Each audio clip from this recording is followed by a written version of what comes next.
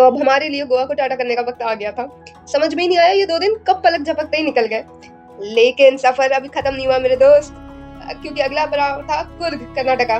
कुर्ग एक खूबसूरत hill station है, हरियाली, ठंडा मौसम और सुकून। लेकिन यहाँ एक छोटा सा ट्विस्ट है। कुर्ग में अपने आप में कोई स्टेशन नहीं है, तो अगर आपको कुर्ग जाना है तो उसके आसपास का आपको कोई बड़ा जंक्शन पकड़ना होगा। जैसे कि हमने लिया मैंगलोर जंक्शन। तो हमारी पूरी टीम बहुत टाइम से ही मडगांव रेलवे स्टेशन पहुंच गई। सबके चेहरे पर एक अलग ही एक्साइटमेंट था, क्योंकि सामने खड़ी थी वंदे भारत एक्सप्रेस। इनमें एंट्री की, साफ सुथरी, मॉडर्न और क्लासी वाइब्स। इंटीरियर इतना शानदार और सीट्स इतनी कंफर्टेबल कि बैठते ही लगा सफर तो मजेदार होने वाला है। बैठते ही हमें स्नैक्स मिल गया। यहाँ ट्रेन में डिस्प्ले हो रही थी इसकी स्पीड, किलोमीटर, नेक्स्ट स्टेशन की information and even washroom engaged है या नहीं, ये सब भी इंफॉर्मेशन यहाँ डिस्प्ले होती रहती है। थोड़ी देर में हमारा लंच भी आ गया। हर चीज एकदम परफेक्ट टाइमिंग के साथ में चल रही थी। और फिर रात करीब 10:30 बजे हम पहुंच गए मैंगलोर स्टेशन। मैंगलोर स्टेशन पे हमने ऑलरेडी कैब प्री बुक करके रखी थी, तो हमारे लिए आई एक इनोवा। सामने हमने इसमें सामान लोड कर दिया और आराम से बैठ गए। शुरुआत में हमें लग रहा था कि हमारे ड्राइवर अंकल थोड़े से स्ट्रिक्ट है, पर बातों बातों में पता चला कि वो तो 71 ईयर्स के है। जी हाँ, 71 ईयर्स के, पर वो लग बिल्कुल नहीं रहे थे। वो इतने ज्यादा फिट थे, केयरिंग एंड काफी एक्सपीरियंस्ड इंसान। एंड अगर आप उनका कार देखो तो वो 2013 का मॉडल था, पर उन्होंने इतनी अच्छी केयर करके रखी अपनी कार की कि जैसा लगे अभी अभी शोरूम से निकल के आई हो। धुआंधार पहाड़ी रास्ते, ठंडी हवा और कार की हेडलाइट्स में दिखती हरियाली। और आखिरकार ऐसे करते करते हम सुबह 3:30 बजे पहुंचे मेडिकरी के होम स्टे। नींद इतनी ज्यादा आ रही थी हमें कि याद भी नहीं किसने क्या सामान उतारा, कौन किस कमरे में गया।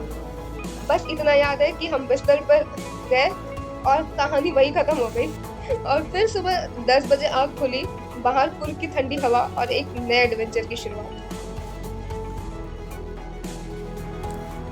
हम सब अपने होम स्टे से निकल पड़े एक नए मिशन पर, स्कूटी रेंट करने। स्कूटी की रेंट शॉप हमारे होम स्टे से लगभग 5 किलोमीटर की दूरी पर ही थी। लेकिन ये 5 किलोमीटर सिर्फ दूरी नहीं थे, बल्कि एक छोटा सा एडवेंचर भी था। थोड़ा रास्ता हमने पैदल तय किया और थोड़ा रास्ता कुर्ग के प्यारे लोकल से लिफ्ट लेकर। आखिरकार हम पहुँचे कुर्ग जूम बाइक पर। शॉप छोटी थी, लेकिन वहाँ के लोग बहुत ही हेल्पफुल और सपोर्टिव। स्कूटी से लेकर रूट तक उन्होंने हमको बहुत अच्छे से समझाया, हर चीज़ आराम से समझाई। सच में अगर आप कभी भी मेडिकरी जाएँ तो हम दिल से ये रिकमेंड करेंगे कि आप इस शॉप से जाके स्कूटी ज़रूर लें। स्कूटी हाथ में आते ही एक अलग ही फ्रीडम महसूस हुआ। हेलमेट लगाया, की घुमाई और निकल पड़े कुर्ग को एक्सप्लोर करने।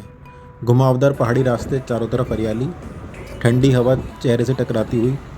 अब सफ़र किसी टाइम टेबल से कम नहीं है, दिल की मर्ज़ी से चल रहा था। जैसे गोवा नॉर्थ और साउथ गोवा में बटा हुआ है, वैसे ही कुर्ग भी अलग अलग छोटे सेक्शंस में बटा हुआ है।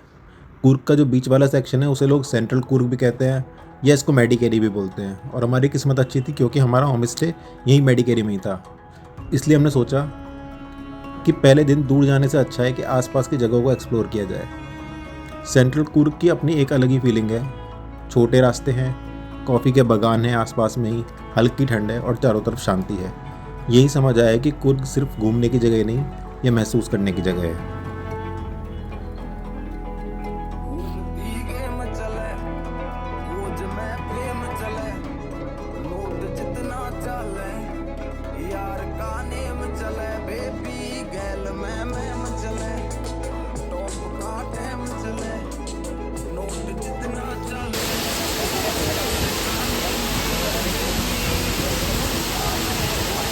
तो दोस्तों, जैसे ही हमने स्कूटी रिसीव करी और उसके बाद में हम लोगों ने नाश्ता किया, तब हम निकल पड़े एबे फॉल्स के लिए, जो कि यहाँ का सबसे ज़्यादा खूबसूरत और प्राकृतिक नज़ारा है।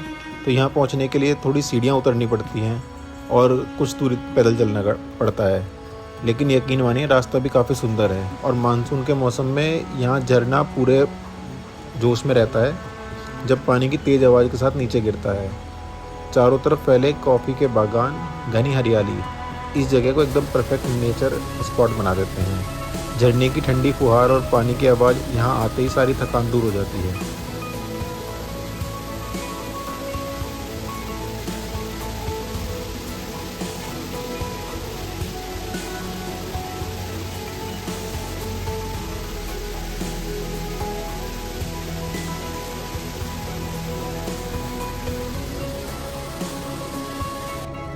राजाज टॉम्ब। ये एक ऐसी जगह है जो बहुत ही खूबसूरत नज़ारों के बीच में घिरी हुई है और ये एक अच्छी ऊंचाई पर बनी हुई है। यहाँ से पूरा मेडिकेरी शहर बिल्कुल क्लीन दिखाई देता है। चारों तरफ हरियाली है, पहाड़ हैं और काफ़ी शांति भरा माहौल भी है। इसे गड्डिए भी कहा जाता था, जहाँ पे ऐसा माना जाता है कि कूर्ग के पुराने राजा जो थे उनको और उनके परिवार को वहीं पे दफनाया गया था। शाम के समय का नज़ारा यहाँ पे और भी खास हो जाता है जब शहर की लाइट्स धीरे धीरे करके जलने लगती है। अगर आप कूर्ग आएँ तो इस जगह पे ज़रूर जा सकते हैं।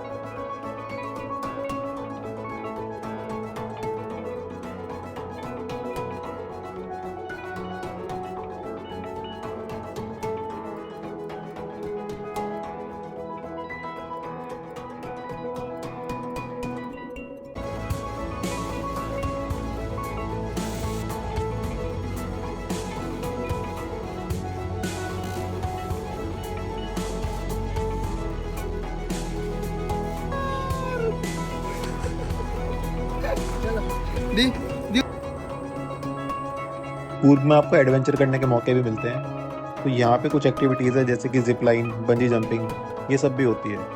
तो हम में से एक मेंबर ने डिसाइड किया कि उसको जिप लाइन करनी है। तो आई थिंक 700 रुपीज़ का प्राइस दे के आप जिप लाइन का मज़ा उठा सकते हैं और it was too much thrilling. तो हमारे फर्स्ट डे का सेकंड लास्ट पॉइंट था राजा सीट। ये भी एक बहुत ही खूबसूरत व्यू पॉइंट है जहाँ से घाटियों और पहाड़ियों का शानदार नज़ारा दिखता है। तो यहाँ पे ऐसा माना जाता है कि कूर्ग का जो राजा था वो बैठकर यहाँ पर सनसेट देखा करता था, इसीलिए इसका नाम राजा सीट पड़ा। हम लोग भी गए यहाँ पे और मौसम काफ़ी ठंडा था और काफ़ी ज़्यादा लोग आए हुए थे, तो उस टाइम पे भीड़ भी काफ़ी अच्छी खासी थी। ठंडी हवा चल रही थी और बहुत ही अच्छा मैनेजमेंट है यहाँ पे। इतने सारे ट्रैफिक को हैंडल करने की कैपेसिटी बहुत ही बढ़िया है यहाँ पे। और यहाँ पे वाटरफॉल भी एक है और वहाँ पे कुछ म्यूज़िक वगैरह भी चलाते हैं ये लोग, तो वो भी एक अच्छी एक्टिविटी है। अगर लोग देखना चाहेंगे तो वो भी देख सकते हैं। तो ये एक तरीके से कपल्स, फैमिली और ट्रैवल ब्लॉगर्स सभी के लिए परफेक्ट डेस्टिनेशन है।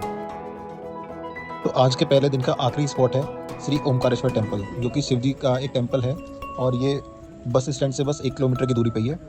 हम इसके अंदर पहुँचे, जब हम पहुँचे यहाँ मंदिर के अंदर तब मंदिर ऑलमोस्ट बंद ही हो चुका था, बट हमारी एंट्री हो गई और हमको थोड़ी आरती और प्रसाद मिल गया और मंदिर के अंदर काफ़ी पॉजिटिव वाइब्स हैं।